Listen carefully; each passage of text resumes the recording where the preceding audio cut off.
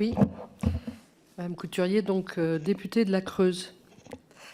Nous ne cumulons pas de mandat dans mon groupe de la France Insoumise, mais néanmoins, sachez que moi-même, j'ai été une élue et que nous sommes au contact, bien évidemment, des élus locaux et aussi des élus du conseil départemental. Et donc, nous avons forcément une connaissance de la réalité. Merci pour votre présence aujourd'hui à cette audition, mais vous comprendrez que dans un moment un peu particulier que nous vivons sur les débats budgétaires et l'incertitude de pouvoir poursuivre justement nos débats, et notamment sur la question des collectivités territoriales. D'ailleurs, collectivités territoriales qui ont déjà fait l'objet avec le projet de loi de programmation finances publiques qui a été rejeté dans de nombreux articles. Vous avez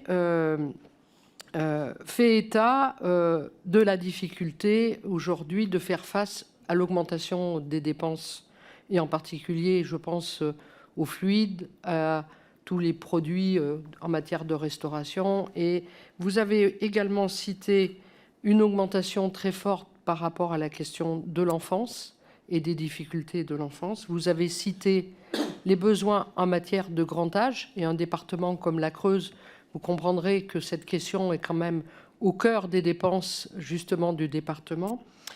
Vous avez abordé aussi la question des enjeux par rapport à la situation climatique et à la nécessité, bien évidemment, des investissements pour y faire face. Malheureusement, vous avez précisé que la DGF, sur les 5 ans précédents, 9 milliards de pertes, hein, c'est bien le chiffre que vous avez donné.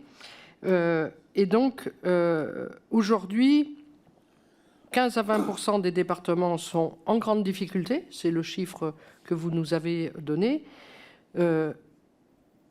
Avez-vous évalué, au regard justement des besoins qui existent dans les départements sur les différents secteurs dont vous avez la compétence, avez-vous évalué le montant nécessaire en matière de dotation pour les départements pour pouvoir faire face justement à ces besoins? Et je ne parle pas de la question de l'éventualité de plus de décentralisation des départements, et vous l'avez dit, cette décentralisation ne peut pas intervenir s'il n'y a pas les moyens financiers pour pouvoir les assumer. Merci.